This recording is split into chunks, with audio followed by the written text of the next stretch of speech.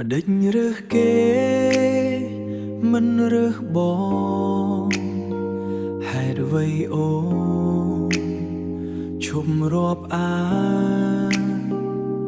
ឈុំអានសារបងផ្ញើទៅកលយានឈុំរាប់បងជាស្ពានចំលងស្នេហ៍ស្មោះភក្តី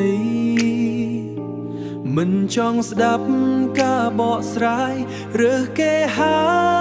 យតាមគេចង់ចាំតែម្យ៉ាងបងស្រឡាញ់អូនស្មោះបែរត្រូវមងគ្រូ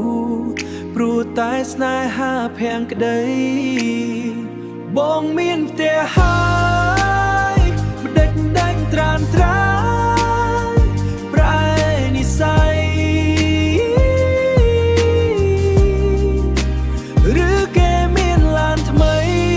តើបស្រីផ្លាស់ប្ដូរគំនិតគួរធ្វើយ៉ាងណាទៅស្រង់មួមិត្តបើអូនអស់ចិត្តបងនេះសូមមួមិត្ត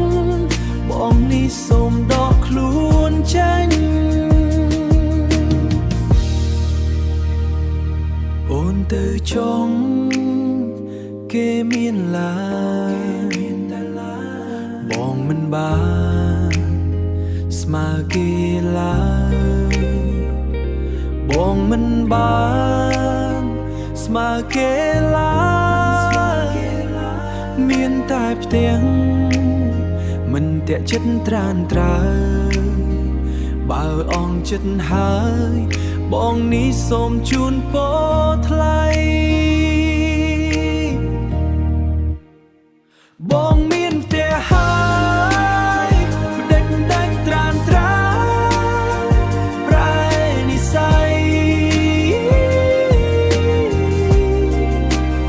ឬគេមានឡានថ្មីតើបស្រីផ្លាស់ប្ដូរគំនិតគួរធ្វើយ៉ាងណាទៅស្រង់មួមិត្តបើអូនអស់ចិត្តបងនេះសូមមួមិត្តបងនេះសូមដកខ្លួនចេញ